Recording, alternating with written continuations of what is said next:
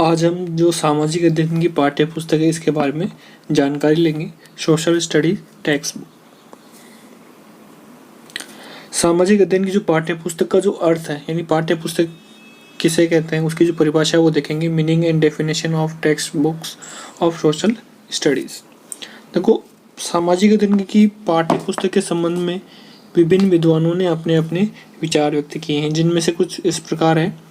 Hall quest के अनुसार पाठ्य पुस्तक अनुदेशीय अभिप्रायों के लिए व्यवस्थित किया गया एक प्रजातीय चिंतन का अभिलेख है। एक अभिलेख यानी लिखा हुआ है, ठीक है। प्रजातीय चिंतन विशेष रूप से इंसान है उनका जो चिंतन है, और ये क्या है, अनुदेशीय अभिप्राय यानी एक तरह से आपको इंस्ट्रक्शन दिए जाते हैं कि आपको ऐसे से आपको व्यवस्थित रूप से पढ़ना है। उस चीज़ को वो क्या हो गई, पाठ्य पुस्तक हो गई। The textbook is a record of recalled thinking organised for instructional purpose, ठीक है। फिर बेकन के अनुसार देखिए, पाठ्य पुस्तक कक्षा कक्ष के लिए प्रयोग के लिए निर्धारित की गई पुस्तक है। कक्षा कक्ष में जो भी प्रयोग होंगे उसके लिए एक निर्धारित की गई किताब ही क्या हो गई, पाठ्य पुस्तक कहलाती है। ये है बेकन के अनुसार। Text book is a book design for classroom use. फिर है लैंग के अनुसार देखिए, पाठ्य पुस्तक किसी अध्ययन की प्रमुख शाखा के लिए एक मानक पुस्तक है। यानी अध्ययन की एक शाखा है भाई, जैसे आप सामाजिक अध्ययन पढ़ रहे हो वो कोई क्या हो गई, आपकी पढ़ने की एक शाखा हो गई, उसकी एक मानक किताब ही क्या हो गई, सामाजिक विज्ञान की पाठ्य पुस्तक हो गई। Text book is a standard book for any particular branch of study. अब हम जो पाठ्य पुस्तक की जो विशेषताएं हैं सामाजिक अध्ययन की वो देखते हैं। सामाजिक अध्ययन की पाठ्य पुस्तक की विशेषताएं, मेरिट्स ऑफ और characteristics of social study text book. पाठ्य पुस्तक में विषय सामग्री हेतु छात्रों हेतु प्रेरणास्पद होनी चाहिए। यानी जो विषय सामग्री है पाठ्य पुस्तक की वो क्या होगी, विद्यार्थियों को प्रेरणा देने वाली होनी चाहिए। पाठ्य पुस्तक में पर्याप्त रूप से दृष्टांत उदाहरण चित्र दिए जाए, यानी उदाहरण भी हो, दृष्टांत, ठीक है, और चित्र भी होनी चाहिए किसमें, पाठ्य पुस्तक में। तो बच्चों को वो क्या होगा, रुचिकर लगेगी। पाठ्य पुस्तक की जो भाषा शैली है सरल, सुग्राह्य, बोधगम्य एवं स्पष्ट होनी चाहिए। यानी ऐसे नहीं कि भारी भरकम शब्द आप यूज में ले रहे हो, यानी बिल्कुल आसान शब्द होने चाहिए, बिल्कुल आसानी से उनमें समझ में आ जाए और बोधगम्य हो आसानी से और स्पष्ट होने चाहिए भाषा पाठ्य पुस्तक की। पुस्तक की विषय वस्तु का छात्रों के दैनिक जीवन की आवश्यकताओं, उनके सामाजिक व प्राकृतिक परिवेश से संबंधित होना आवश्यक है। यानी जो विषय वस्तु आप पढ़ा रहे हो सामाजिक विज्ञान सामाजिक अध्ययन में, वो क्या है, दैनिक जो आवश्यकता है उनसे जुड़ी हुई होनी चाहिए और उसकी जो सामाजिक और प्राकृतिक परिवेश से उससे संबंध उसका होना चाहिए। नहीं तो वो केवल पुस्तक ही रह जाएगी, पाठ्य पुस्तक नहीं बनेगी। फिर है अगली जो विशेषता है पांचवी, घटनाओं, तथ्यों एवं सिद्धांतों के क्रियात्मक कार्यों, ग्राफ, रेखाचित्र आकर्षक एवं स्पष्ट किया जाना चाहिए। इससे शिक्षण में रोचकता आती है। यानी कोई सिद्धांत है, कोई घटना है, कोई तथ्य है, उनको क्या है, क्रियात्मक कार्यों से या फिर ग्राफ बना दिया, उसका कोई रेखा चित्र बना दिया, ठीक है, उससे क्या है, उसको आकर्षक बनाओगे ना किसी भी सिद्धांत, तथ्य, घटना को, तो बच्चे क्या है उसमें रुचि में, शिक्षण में रुचि ले पाते हैं। फिर है छठा, पुस्तक के विभिन्न प्रकरणों क्रमबद्धता तथा सहसंबद्धता, तारतम्यता स्थापित की जानी चाहिए। यानी जितने भी आप टॉपिक पढ़ा रहे हो, प्रकरण पढ़ाओगे, उनमें क्या हो, एक क्रम के अनुसार होना चाहिए। ऐसे नहीं आप भाई सीधे वर्तमान काल, आधुनिक काल पढ़ा रहे हो जबकि आपने जो मध्यकाल है वो पढ़ा ही नहीं। ऐसा नहीं होना चाहिए। सहसंबद्धता यानी दूसरे विषयों से संबंध भी होनी चाहिए वो किताब। तारतम्यता होनी चाहिए, लगातार जुड़े, एक विषय से का, एक टॉपिक का दूसरे टॉपिक से जुड़ाव भी होना चाहिए। सातवां है, विभिन्न प्रकरण सरल से कठिन की ओर नामक सिद्धांतों, तथ्यों, घटनाओं, प्रावधानों के अनुसार क्रमबद्ध होने चाहिए। भाषा आयु योग्यता के अनुकूल होनी चाहिए। यानी जो प्रकरण होंगे हमेशा पहले सबसे आसान जो प्रकरण है उनको सबसे पहले पाठों में पढ़ानी चाहिए, और जो कठिन वाले हैं वो अंतिम रूप से पढ़ाया जाना चाहिए। इससे क्या होता है, बच्चों में रुचि होती है किताब पढ़ने की, और जितनी भी घटनाएं हैं और जो प्रावधान है उनके अनुसार पाठ्य पुस्तक को बनाया जाना चाहिए। इसमें आपकी जो भाषा है बच्चों की वो आयु के अनुसार बदलती रहती है, उसके अनुसार भाषा को थोड़ा बहुत बढ़ाया जाना चाहिए। फिर 8वीं जो विशेषता है, पाठ्य पुस्तक में विषय वस्तु मनोवैज्ञानिक तार्किक क्रम में होनी चाहिए, यानी जो बच्चों को रुचिकर लगे, मनोविज्ञान पर आधारित होनी चाहिए। सामाजिक अध्यापक की पाठ्य पुस्तक अध्यापन है वो, ठीक है, कि पाठ्य पुस्तक किसी विशेषज्ञ, शिक्षाविद एवं अनुभवी लेखक द्वारा लिखी होनी चाहिए तथा शैक्षिक उद्देश्य की पूर्ति करती हो, यानी कोई विशेषज्ञ हो सामाजिक अध्ययन के बारे में, ठीक है, वही इसको लिखे, प्लस वो क्या है, जो शिक्षक जो उद्देश्य हैं उनकी पूर्ति करने वाली भी होनी चाहिए, जो ज्ञान अवबोध, ज्ञान उपयोग, कौशल, अभिरुचि, अभिवृत्ति है। फिर देखिए, अच्छी पाठ्य पुस्तक शिक्षा विभाग द्वारा निर्धारित संपूर्ण कार्यक्रम सिलेबस पर आधारित होनी चाहिए ताकि पाठ्य पुस्तक में क्रमबद्धता, तारतम्यता बनी रहे। यानी जो शिक्षा विभाग है, ठीक है, जैसे माध्यमिक शिक्षा बोर्ड है, वो किताब लिखता है अपने शिक्षाविदों या विशेषज्ञों द्वारा। पुस्तक प्रकरणों का लक्ष्य छात्रों में वैज्ञानिक दृष्टिकोण उत्पन्न करना होना चाहिए। संवैधानिक प्रावधानों, नियमों, तथ्यों की यथार्थता पर जोर दिया जाना चाहिए, यानी जो वैज्ञानिक दृष्टिकोण है वो होना चाहिए। ऐसे नहीं कि भाई वो पुरातनपंथी बन जाए विद्यार्थी, ऐसा नहीं हो। जो पुस्तक के अंदर जो विषय वस्तु है वो क्या है, छात्र में वैज्ञानिक दृष्टिकोण उत्पन्न करे, उसको संविधान के बारे में बताए, उसके नियम, तथ्यों के बारे में बताए। पाठ्य पुस्तक में छात्रों तथा शिक्षकों के मार्गदर्शन हेतु नवीन एवं उत्तम विधियों का वर्णन होना चाहिए, यानी नई जो शिक्षण विधियां हैं उनके बारे में छात्र और जो अध्यापक वो जाने, ताकि उनको अच्छे तरह जो पाठ है वो समझ में आ जाए। इससे क्या होगा, जो शिक्षक का क्या होगा, शिक्षण कौशल भी बढ़ जाएगा। फिर है 13वां, सामाजिक अध्ययन की पाठ्य पुस्तक में संबंधित चित्र, रेखाचित्र, मानचित्र, तालिकाएं, आंकड़े होने चाहिए। यानी पाठ्य पुस्तक में अगर कोई भाई राजा के बारे में पढ़ा रहे हैं तो उसका चित्र भी होना चाहिए, कोई चीज़ बता रहे हैं ग्राफ भी होना चाहिए। जैसे भारत का मानचित्र है तो भारत का मानचित्र, राजस्थान का मानचित्र, और तालिकाएं भी होनी चाहिए, और उससे संबंधित जो आंकड़े हैं वो भी दिए जाने चाहिए। इससे क्या होता है, जो विद्यार्थी है पाठ्य सामग्री को शीघ्रता से समझ जाते हैं। फिर आगे चलते हैं, सामाजिक अध्ययन पाठ्य पुस्तक की उपयोगिता, utility of social study text book. ठीक है, सामाजिक अध्ययन की जो पाठ्य पुस्तक उसकी क्या क्या उपयोगिताएं हैं, क्यों ये हमारे लिए जरूरी है, उसका जो महत्व है वो देखते हैं।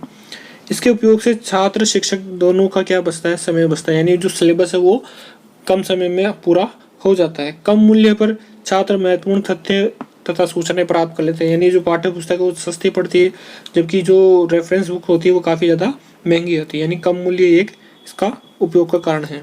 पाठ्य पुस्तक वह साधन है जिसके माध्यम से अध्यापक किसी विषय को कक्षा के सामने प्रस्तुत करने में क्या होता है, समर्थ होता है, यानी ये क्या कर रहा है, अध्यापक की सहायता करती है। चौथा है, उचित चुनाव की गई पाठ्य पुस्तक छात्रों को स्वाध्याय व प्रेरणा का अवसर देती है, यानी बच्चे क्या करते हैं, पाठ्य पुस्तक से खुद भी घर पे जाके पढ़ पाते हैं, उनको प्रेरणा मिलती है अच्छी पाठ्य पुस्तक से। पाठ्य पुस्तक के पाठ की तैयारी में विशेष सहायक होती है, यानी अगर आप लेसन प्लान बनाओगे, ठीक है, तो उसके लिए आपको पाठ्य पुस्तकों की विशेष सहायता लेनी होती है। गृह कार्य के लिए पाठ्य पुस्तकों का उपयोग विशेष रूप से लाभदायक सिद्ध होता है, यानी गृह कार्य दिया जाता है, उसका जो उसमें जो प्रश्न उत्तर देते हैं वो तो प्रश्नों का जो उत्तर है वो पाठ्य पुस्तक में से विद्यार्थी ढूंढकर लिख कर लाते हैं।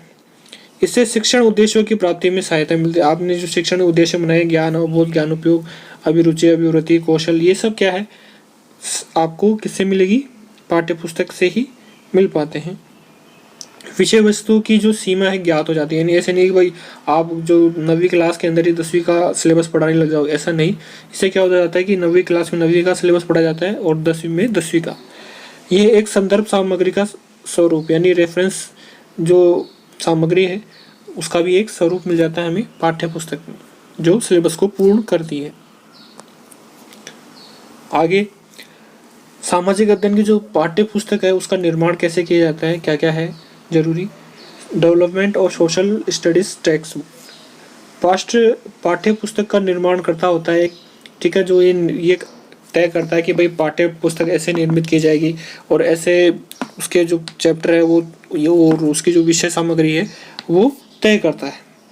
पाठ्यक्रम पर आधारित, यानी जो माध्यमिक शिक्षा बोर्ड है राजस्थान, वो एक पाठ्यक्रम निर्धारित करता है कि इसके अनुसार ये चीज़ें, इस जो 10वीं की जो माध्यमिक शिक्षा बोर्ड की जो पुस्तक है सामाजिक अध्ययन की, उसमें होनी चाहिए। तो पाठ्यक्रम के आधार पर ही पूरी पुस्तक को लिखते हैं कौन? पाठ्य पुस्तक के निर्माण करता है।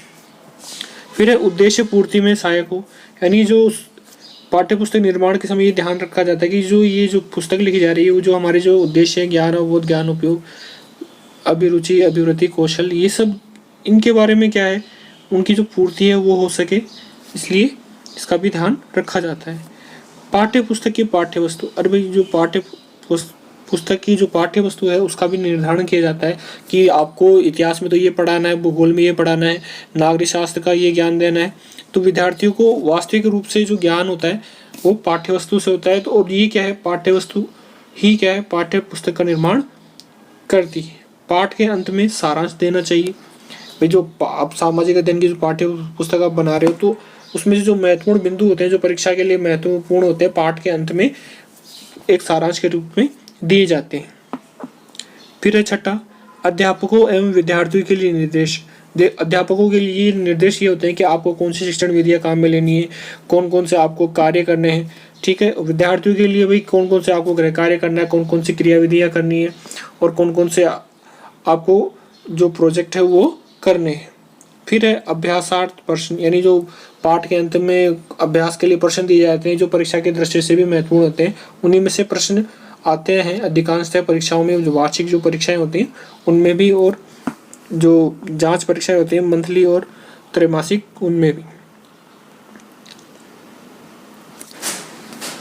पारिभाषिक शब्द आदि की व्याख्या।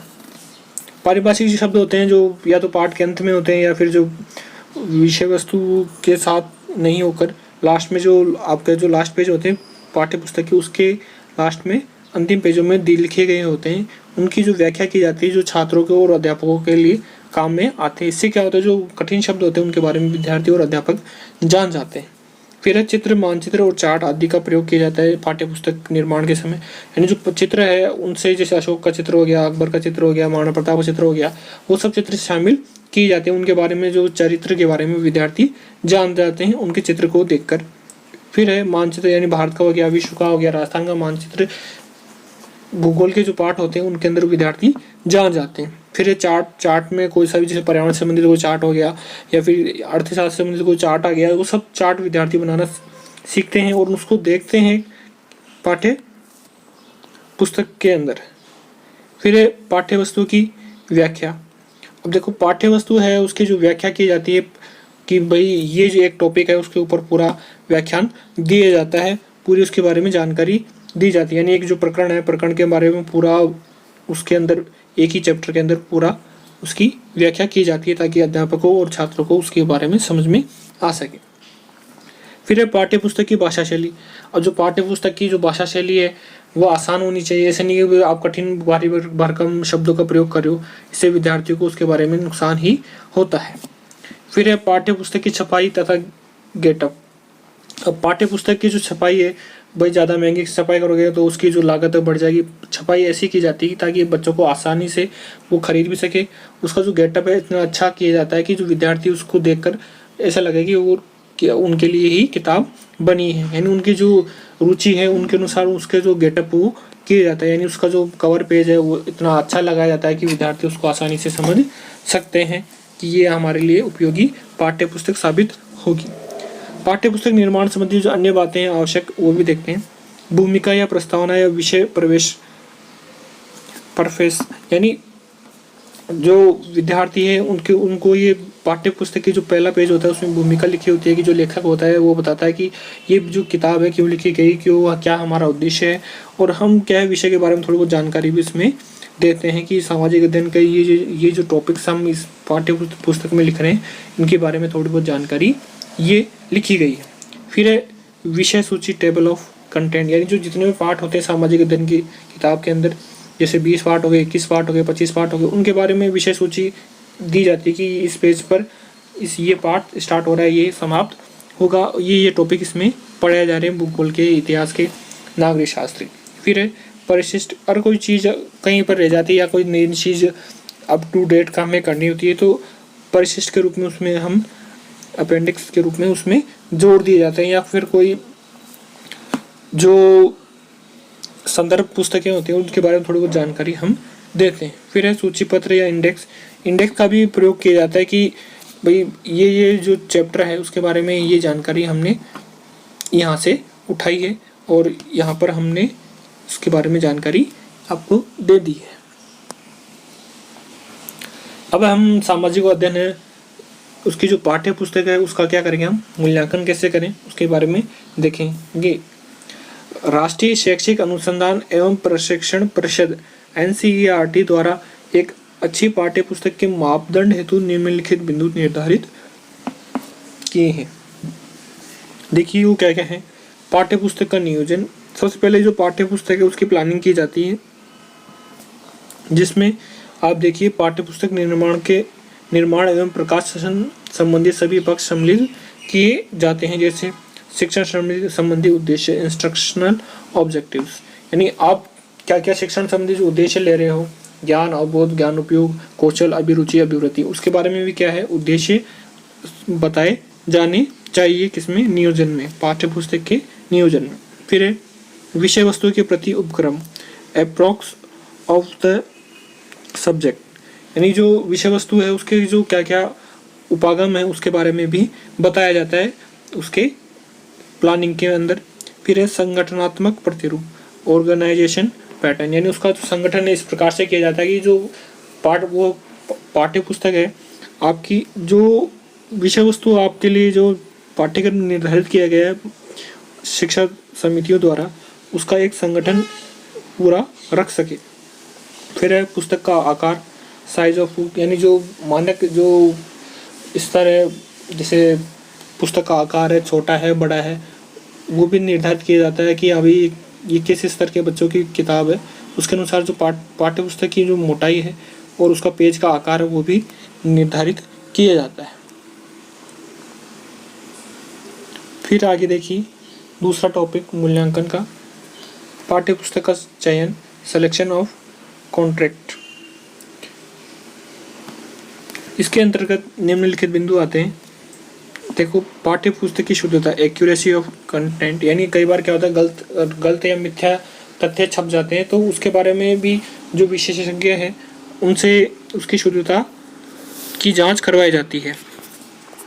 फिर है पाठ्य पुस्तक की गुणवत्ता, एडुक्यूरेसी ऑफ कंटेंट, यानी बिल्कुल उसकी जो गुणवत्ता है अच्छी होनी चाहिए, यानी बड़े जो विद्वान हैं जो उस विषय के बारे में विशेषज्ञ है वही क्या है उसको लिखे किताब को।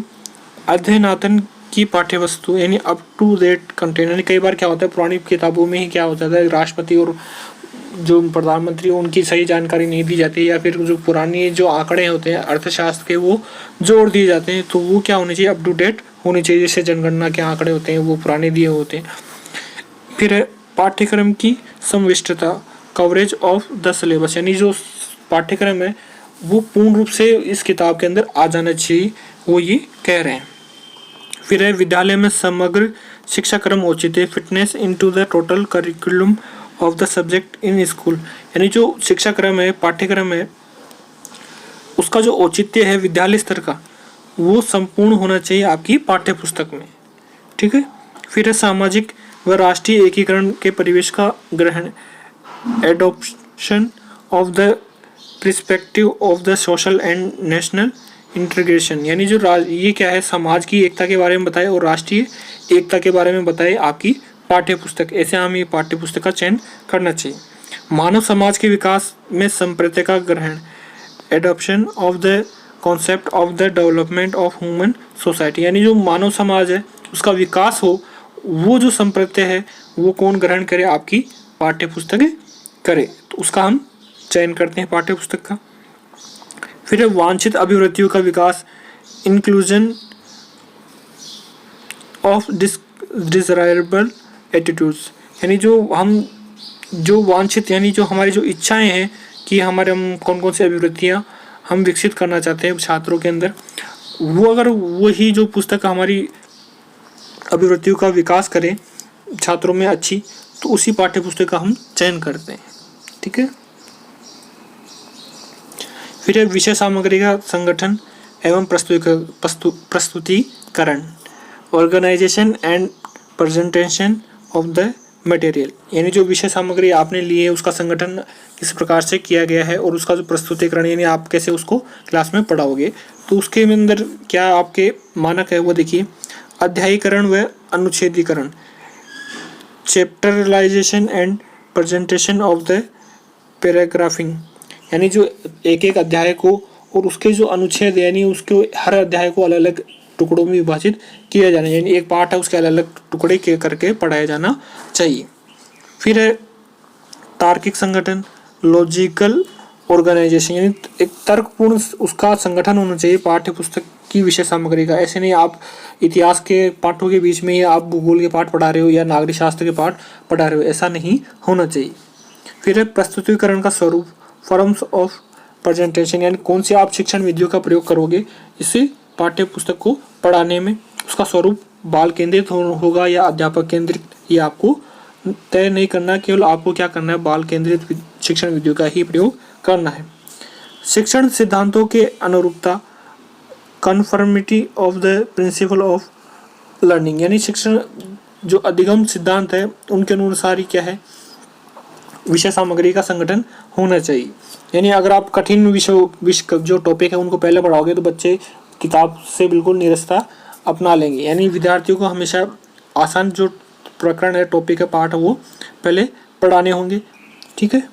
भाषा की उपयुक्तता एवं शुद्धता, यानी भाषा है stability and accuracy of language, भाषा क्या है उपयुक्त होनी चाहिए और उसमें शुद्धता होनी चाहिए, यानी अशुद्ध भाषा नहीं होनी चाहिए, उसकी एक तरह से प्रूफ रीडिंग होनी चाहिए, जिससे क्या होता है कि भाषा जितनी अच्छी होगी विद्यार्थी भी उतना ही उसको आत्मसात कर पाएंगे।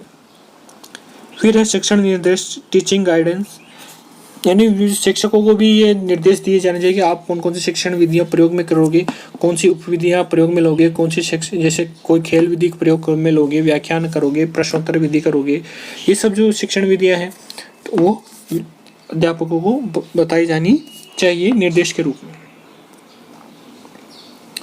अगला है दृष्टांत सामग्री, इल्यूस्ट्रेशन मटेरियल्स, यानी प्रासंगिकता होनी चाहिए आपकी, जो उदाहरण के रूप में आप जो किताब के अंदर छपाई कर रहे हो विषय वस्तु की उसमें शुद्धता होनी चाहिए, यानी वो गलत नहीं होनी चाहिए, उपयुक्त होनी चाहिए भाई, जैसा पाठ है उसके अनुसार ही आप उदाहरण दो। यानी अगर आप भूगोल पढ़ा रहे हो, भूगोल के अंदर आप अकबर मान के बारे में पढ़ाओगे तो वो सही नहीं है, या फिर महाराणा प्रताप के बारे में पढ़ाओगे वो अलग चीज़ हो जाती है। तो इसलिए जैसी उपयुक्तता होती है टॉपिक की वैसे ही आपको उदाहरण देने आते हैं। फिर है विविधता, यानी अलग अलग जो है विषय सामग्री उसमें जुड़ी होनी चाहिए, भूगोल, इतिहास, नागरिक शास्त्र ये जुड़ा होना चाहिए। नियोजन का समय, यानी आप दें जो उदाहरण सामग्री है उसका जो नियोजन है वो भी उसका समय भी निर्धारित किया जाना चाहिए, यानी एडजस्टमेंट उसका सही प्रकार से किया जाना चाहिए जो आप दृष्टांत दे रहे हो। फिर है अभ्यास कार्य निर्माण, फ्रेमिंग ऑफ एक्सपीरियंस,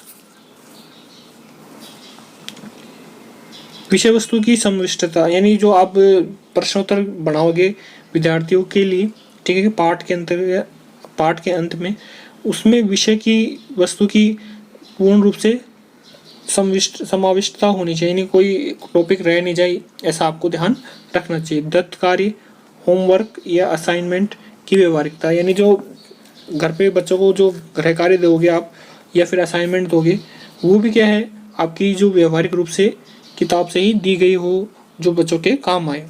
दत्त कार्य का नियोजन एवं प्रकार, यानी जो होमवर्क है उसको अलग अलग कार्यों में अलग अलग प्रकार से नियोजित किए जाने चाहिए, उसके जो प्रकार है उसका प्रयोग करना चाहिए, यानी जो निबंधात्मक प्रश्न है, लघुत्मक प्रश्न है वो भी दिए जाने चाहिए, कभी कभी प्रोजेक्ट कार्य या कोई रिसर्च से संबंधित छोटे मोटे कार्य दिए जाने चाहिए ताकि बच्चे उनमें रुचि ले सके। फिर है पुस्तक की भौतिक विशेषताएं, physical features of the books, बाह्य आवरण तथा साज, यानी बाहरी जो पहला पेज होता है, ठीक है, बाहरी आवरण का जो मुख्य पृष्ठ होता है पुस्तक का बहुत ही अच्छा होना चाहिए, वो विद्यार्थियों के अनुकूल हो, ठीक है। फिर है स्थायित्व एवं जिल्दबंदी, यानी वो उसके जो पेज है ऐसे नहीं कि पेज की जो जिल्दबंदी है वो ऐसी हो कि एक पेज ऐसे निकल गया, दूसरा पेज वैसे निकल गया, ऐसा नहीं। उसकी जो जिल्दबंदी होती है अच्छी तरह मजबूत हो, ताकि पेज साल भर तक किताब से नहीं निकले। उसकी उपयोगिता होनी चाहिए, यानी जो पुस्तक है वो ख़राब नहीं होनी चाहिए भाई एक बार पानी में गिर जाए तो भी वो ख़राब नहीं हो, इतनी उसकी प्रिंटिंग अच्छी होनी चाहिए। मुद्रण एवं भाषाई शुद्धता, यानी वो उसके जो मुद्रण है उसमें त्रुटि नहीं होनी चाहिए भाई। जो कई बार जो स्याही होती है मुद्रण के समय वो ख़राब हो जाती है तो पूरा पेज ही ख़राब हो जाता है, बच्चों के फिर वो नुकसान होता है। भाषाई शुद्धता होनी चाहिए, यानी एक प्रूफ रीडर से उसको पढ़वाना जाना चाहिए किताब को, ताकि उसकी भाषा संबंधी अशुद्धता है वो दूर हो सके। फिर अगला मानक है अपना सहायक विशेषताएं, एक्सिलरी फीचर्स। इसके अंतर्गत शिक्षकों के मार्गदर्शन हेतु निर्देश सम्मिलित, यानी आप अध्यापकों को क्या क्या मार्गदर्शन देना चाहते हैं किताब पढ़ाने हेतु, वो भी निर्देश इसमें सम्मिलित किए जाते हैं। Thanks for watching.